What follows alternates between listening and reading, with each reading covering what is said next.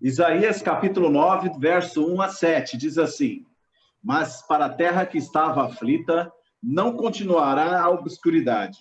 Deus, nos primeiros tempos, tornou desprezível a terra de Zebulon e terra de Naftali, mas nos últimos tornará glorioso o caminho do mar, além do Jordão, Galileia dos gentios. O povo que andava em trevas viu uma grande luz, e aos que viviam na região da sombra da morte, resplandeceu-lhes a luz. Tens multiplicado este povo, a alegria lhe aumentaste. Alegram-se eles diante de ti, como se alegram na ceifa, como exultam quando repartem os despojos. Porque tu quebraste o jugo que pesava sobre eles, a vara que lhes feria os ombros e o cetro do seu opressor, como no dia dos midianitas. Porque toda bota com que o guerreiro anda no tumulto da batalha e toda veste revolvida em sangue serão queimadas, servirão de pasto ao fogo. Porque um menino nos nasceu, um filho se nos deu, o governo está sobre os seus ombros e o seu nome será Maravilhoso Conselheiro, Deus Forte, Pai da Eternidade, Príncipe da Paz, para que se aumente o seu governo e venha paz sem fim sobre o trono de Davi e sobre o seu reino, para estabelecer e o firmar mediante o juízo e a justiça, desde agora e para sempre. O zelo do Senhor dos exércitos fará isso. Esse texto, meus irmãos, ele traz uma história muito interessante, né? É um texto de Isaías, é um texto messiânico, que aponta para a vinda de Jesus.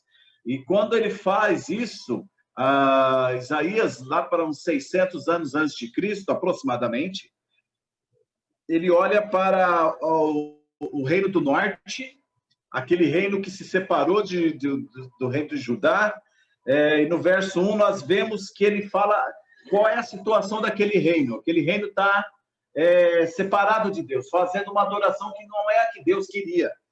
E, portanto, ele começa falando sobre a obscuridade que aquele povo vive, né?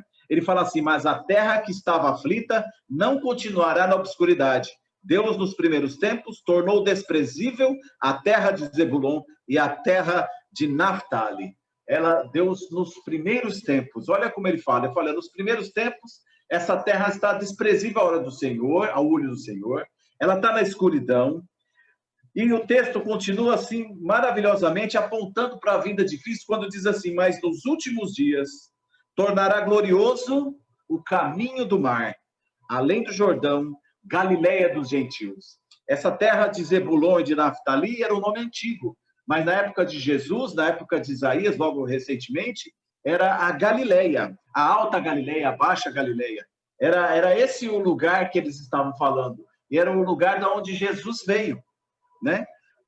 Onde ele foi morar em Nazaré, né? E aí, como é que estava a situação desse povo quando Deus o identifica e quer falar com ele, conosco, a respeito do que é o Evangelho, o que é o reino de Deus? Ele diz assim: olha, aquele povo, no verso 2, o povo que andava em trevas viu grande luz. E aos que viviam na região da sombra da morte, resplandeceu-lhes a luz. Então, aquele povo que era um povo que tinha sido desprezado, um povo que era reconhecido como um povo que tinha partido, que tinha o conhecimento de Deus, mas tinha se afastado dele.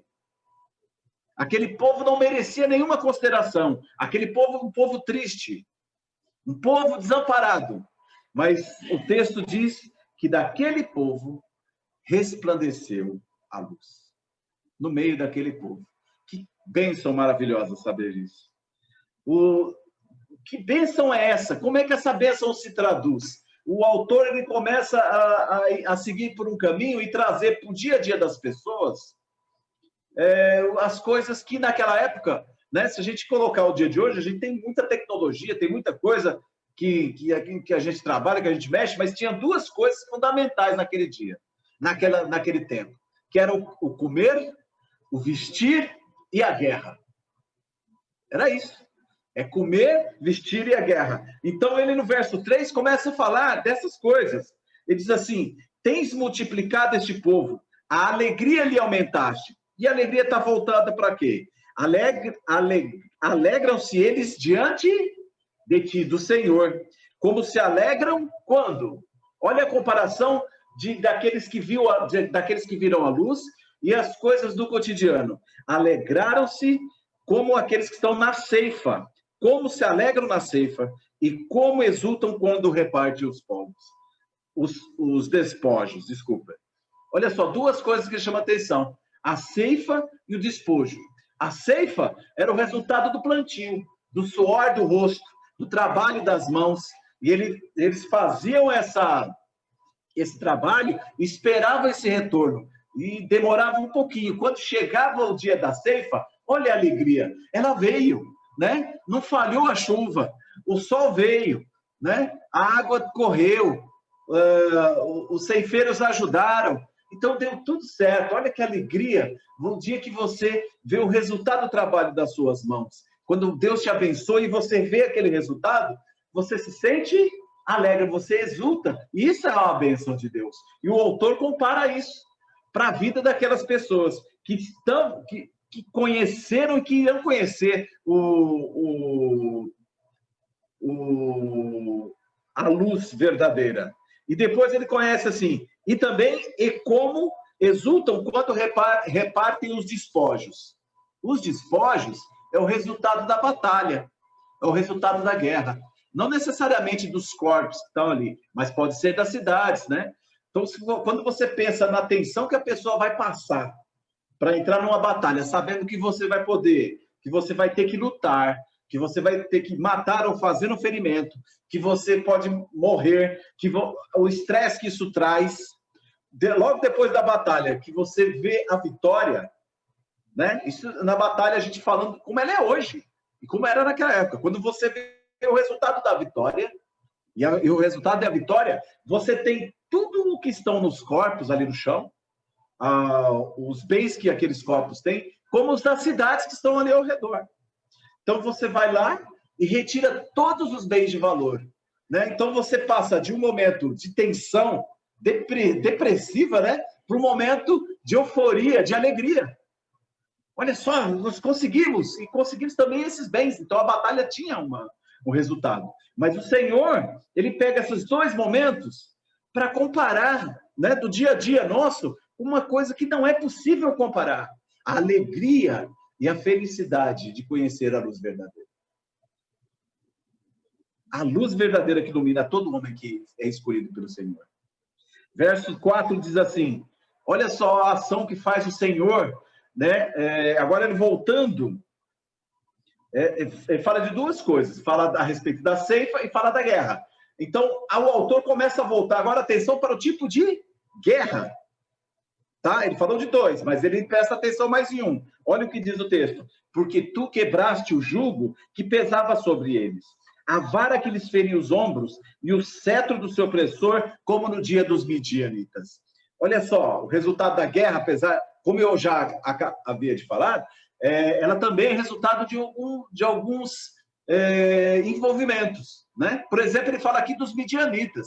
Os midianitas, no tempo dos juízes, eles oprimiam o povo de Israel. E eles fizeram isso até a vinda de Gideão, né? Mas o povo de Israel foi obrigado a construir buracos, a construir, como a gente fala, um buraco nas montanhas para viver nelas. Porque eles tinham que se esconder pelo medo e pela opressão que aquele povo fazia. Essa é a liberdade que essa guerra traz, que essa luta faz. Ele está trazendo a memória de nós que ouvimos esse texto, como essa liberdade é profunda e traz uma libertação enorme para as nossas vidas. E aí, quando ele fala dessa liberdade, quando ele fala dessa libertação, dessa opressão que foi deixada, ele aprofunda. Porque a guerra que o Senhor faz e que ele ganha tem um sabor diferente. Olha o que diz o verso 5. Porque toda bota em que anda o guerreiro no tumulto da batalha e toda veste revolvida em sangue serão queimados, servirão de pasto ao fogo. Olha, então está dizendo o quê? Que a armadura, as botas, as sandálias, toda a proteção que o guerreiro usa, as roupas que eles usam, manchadas de sangue pela batalha, elas serão queimadas, elas não terão mais serventia. Elas não serão mais usadas. Aquele sofrimento todo não será mais passado. Aquele medo, aquele desamparo, aquela incerteza, aqueles momentos de intranquilidade, eles não serão mais vividos. Eles não serão mais vividos. Mas por que que eles não serão mais vividos? Por quê? E essa pergunta por quê é o que faz o próximo versículo. E essa resposta do porquê é o que se dá no próximo versículo. O texto diz assim, verso 6. Porque um menino nos nasceu, um filho se nos deu. O governo está sobre os seus ombros. O seu nome será maravilhoso conselheiro, Deus forte, Pai da eternidade, príncipe da paz. Quando nós vemos e nós sabemos de quem esse texto está falando de Jesus, né? Dessa luz que cresce na Galileia, nós sabemos que é Jesus.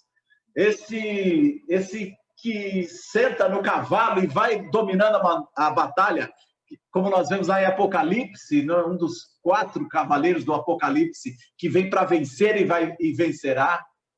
Nós sabemos que é Jesus, que vai acabar com esse tormento, que vai acabar com essa incerteza, que vai trazer a verdadeira paz.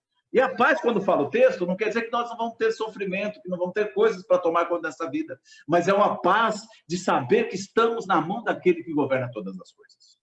Daquele que tem o verdadeiro poder, que quando nós precisamos de conselho, ele é o maravilhoso conselheiro. Quando nós precisamos de fortaleza, ele é o Deus forte. Quando a gente está sem esperança, ele é o Pai da eternidade. Quando nós estamos pensando na guerra, ele é o príncipe da paz. A paz, a eternidade, o conselho e a fortaleza do Senhor está do nosso lado. Por isso nós devemos louvar ao Senhor. E para que tudo isso? Olha só, o texto ainda complementa, dizendo assim, para que se aumente o seu governo e venha a paz sem fim. Olha, o povo de Israel e de Judá estava circunciso ou fechado num só lugar, ali em Israel, né? E o Senhor, quando veio e fez a libertação completa, ele espalhou o evangelho para o mundo inteiro. E essa paz sem fim veio sobre o trono de Davi, que foi prometido para Davi, né? E sobre o seu reino, para o estabelecer e o firmar mediante o juízo e a justiça. O Senhor veio. O Senhor morreu na cruz para pagar o preço do pecado. Ele morreu e ele sofreu em nosso lugar. E isso é por pouco tempo. Não vai durar para sempre, né? É isso que diz o texto? Não. O texto diz assim, desde agora e para sempre. Essa obra do Senhor, do Pai da eternidade, é uma obra para todo sempre. E o penhor dessa palavra e a garantia dela está na própria palavra de Deus. O texto diz assim, o zelo do Senhor dos exércitos fará isso. Louvado seja Deus, porque pela sua palavra nós podemos ver as suas promessas que foram feitas lá na antiguidade e se concretizaram no seu povo e foi proferida para aqueles que o Senhor separou para viver a vida de paz e alegria, distante dessa guerra, né? Sem temor de pandemia, sem temor de fome, sem temor de desemprego. Vigilantes a respeito disso, sempre, mas na confiança de que o Senhor está do nosso lado, Ele toma conta das nossas vidas. O que quer que aconteça, tudo o que vier a acontecer, e o que já aconteceu, tudo é para a glória de Deus. Louvado seja Deus, meus irmãos, por tudo que Ele fez e por tudo que Ele fará. Amém? Louvado seja Deus. Graças a Deus. Então eu aproveito nessa palavra de gratidão e peço que o reverendo Eliezer faça oração, agradecendo a Deus pela obra dele em nossas vidas. Oremos. Deus eterno, bendito seja o teu nome em Jesus Cristo, nosso Salvador. Nome que é sobre todo nome.